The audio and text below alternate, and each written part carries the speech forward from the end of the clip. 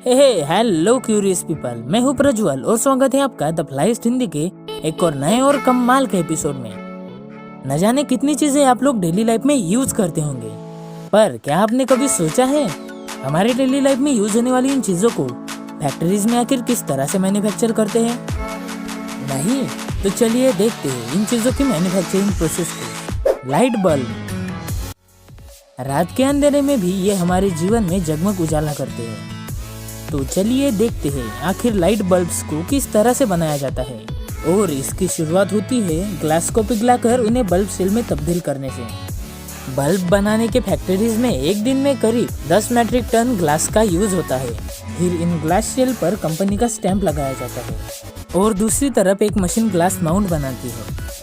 फिर glass mount को machine कुछ इस तरह से सही शेप में कट करते हैं और कट किए गए ग्लास माउंट के एंड्स को 7 सेकंड के लिए गैस फ्लेम से गुजारते हैं, जिससे कि ये स्मूथ बन जाए।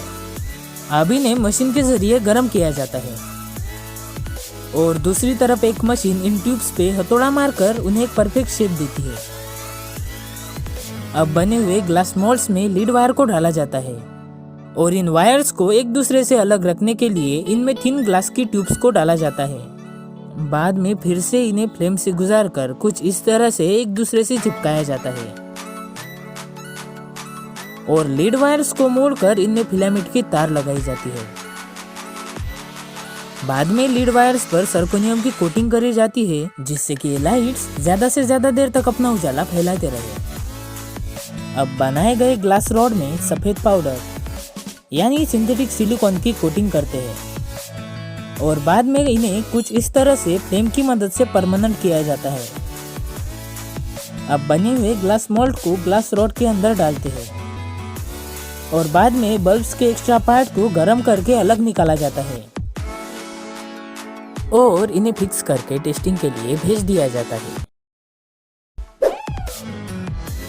माचिस, जिसे दुनिया में हर कोई इस्तेमाल करता है, पर बहुत ही कम लोग ये जानते होंगे कि इसे बनाते कैसे हैं। सबसे पहले एक बड़े से जार में पोटेशियम पाउडर और जेनेटिक कैप्सूल को पानी डालकर मिक्स करा जाता है। जेनेटिक कैप्सूल की वजह से माचिस का मिक्सचर लकड़ी पर अच्छी तरह से चिपकता है। इनका मिक्सचर बनने के बाद जार में कलर डाला जाता है। अब पहले से कटी हुई लकड़ियों को लाया जाता है और इनमें अमोनियम फॉस्फेट लगाते हैं ताकि लकड़ी जल्दी आग पकड़ सके। और फिर इन स्टिक को मशीन की मदद से छाना जाता है, जिसकी वजह से टूटी हुई स्टिक इनमें से अलग होती है। बाद में इन स्टिक्स को मशीन की मदद से इस तरह की बेल्ट पे लगाया जाता है। ये बेल्ट माचिस की स्टिक्स को होल्ड करके रखते हैं। अब बनाए गए मिक्सचर में स्टिक को 5 सेकंड के लिए रखा जाता है ताकि ये मिक्सचर इन स्टिक्स पर अच्छी तरह से चिपक जाए। अब बारी है इन स्टिक को सुखाने की। इस तरह से बन के तैयार होती है ये माचिस की तीलियां। अब कार्डबोर्ड की रोल को बॉक्स मेकिंग मशीन पर लगाया जाता है। बाद में ये बॉक्स मेकिंग मशीन इस कार्डबोर्ड को काटकर ड्रॉअर बॉक्स में तब्दील करती है और इन बॉक्सेस को कन्वेयर बेल्ट पे रख के सॉर्टिंग मशीन तक लाया जाता है। अब ऑटोमेटिक सॉर्टिंग मशीन इन्हें सीधा करके आगे भेजती है। दूसरी तरफ कार्डबोर्ड से जिस पे हम तिली रगड़ते हैं उन बॉक्सेस को बनाया जाता है। अब ऑटोमेटिक फिलिंग मशीन के जरिए तिलियों को बॉक्सेस में भरा जाता है और दूसरी तरफ एक मशीन माचिस के बॉक्स को पुश करती है और पूरी तरह से तैयार माचिस को पैकिंग के लिए भेज दिया जाता है। सोप। स्नान करके हम शरीर की गंदगी को साबुन से साफ करते हैं, यानी हमारे शरीर को साफ रखने में साबुन की महत्वपूर्ण भूमिका होती है। तो चलिए देखते हैं इसे आखिर किस तरह से बनाया जाता है।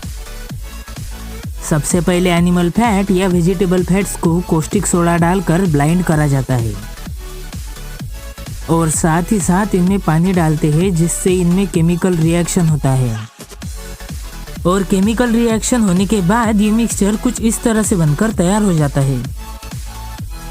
फिर इस मिक्सचर को मेटल रो से गुजारा जाता है, जैसे ही ये मेटल प्लेट से गुजरता है वैसे ही ये मिक्सचर सख्त होने लगता है। अब इन रिबन्स को दूसरे मशीन में डाला जाता है। इस मशीन में 2 रोलर है जिसके बीच में से होकर सोप रिबन बाहर निकलती है। फिर सोप रिबन्स को स्मैशर में डाला जाता है और बाद में इन्हें नूडल प्लेट से निकाला जाता है। अब इसे मिक्सर में डालकर उनमें कलर और फ्रेग्रेंस डालते हैं और उसे अच्छी तरह से मिक्स किया जाता है। एक बार फिर से इस मिक्सचर को नूडल प्लेट से निकाला जाता है ताकि उसका सही तरह से गाढ़ा मिक्सचर तैयार हो सके। बाद में इस मिक्सचर को रिफॉर्मिंग प्लेट से पुश करते हैं और ऊपर लगे हुए ब्लेड इसे सही आकार में कट करते हैं। अब सोप्स को कन्वेयर की मदद से डाई प्रेस मशीन की तरफ भेजा जाता है, जहां पर मैकेनिकल आर्म की मदद से सोप को साँचे में डालकर उसे सही शेप दिया जाता है और दूसरी तरफ कंपनी का लोगो लगाया जाता है और तैयार साबुन को पैकिंग के लिए भेज दिया जाता है। डिओड्रेंट, चाहे वो पसीने की दुर्गंध हो या फिर अपनी खुशबू से किसी को इम्प्रेस करना, इन कामों के लिए सबसे पहले हमारे दिमाग में डिओड्रेंट का नाम आता है। तो चलिए देखते हैं कि आखिर डिओड्रेंट को किस तरह से बनाया जाता है। डिओ बनाने के लिए एक मिक्सर में फ्रेग्रेंस और पाउडर वैक्स को डालते हैं, जिसकी वजह से डिओ की खुशबू ज्यादा से ज्यादा देर तक रहती है। बाद में इनमें सिलिका डालते हैं, जिसकी वजह से मिक्सचर को स्मूथ टेक्सचर मिलता है। अब इन्हें 75 डिग्रीज पर हीट करके मिक्स किया जाता है, जिससे सभी इंग्रेडिएंट्स अच्छी तरह से मेल्ट होते हैं। अब बने हुए मिक्सचर की लेबोरेटरी में टेस्ट करी जाती है। टेस्ट पूरी होने के बाद डिओड्रेंट की बोतल को कन्वेयर बेल्ट पर डाला जाता है। यह मशीन डिओड्रेंट की बोतल को सही तरह से अरेंज करके कन्वेयर बेल्ट के जरिए फिलिंग स्टेशन तक भेजती है, जहां पर ऑटोमेटिक मशीन के जरिए इन बोतल्स में डिओड्रेंट को डाला जाता है। अब इन डिओड्रेंट की बोतल्स को रेफ्रिजरेटर सेक्शन में भेजा जाता है, जहां पर इसे ठंडा करते हैं, जिसकी वजह से डिओ पूरी तरह से सॉलिड में तब्दील हो जाता है। बाद में फिर से इस सॉलिड हो चुके डिओड्रेंट की जांच करी जाती है। जांच पूरी होने के बाद बारी आती है डिओ की बोतल पर सील कैप लगाने की। अलग अलग कंपनियां अलग अलग तरह की सील कैप बनाती है। अब रोटेटिंग व्हील्स के जरिए बोतल्स पर सील कैप लगाया जाता है और सील कैप लगाने के बाद बोतल्स के मेन कैप को लगाने की बारी आती है। डिओड्रेंट की पैकिंग कंप्लीट होने के बाद बारी आती है लेबलिंग की। इस तरह से डिओड्रेंट की बोतल्स की लेबलिंग होती है। लेबलिंग कंप्लीट होने के बाद डिओड्रेंट्स की बोतल को पैक करके मार्केट में भेज दिया जाता है।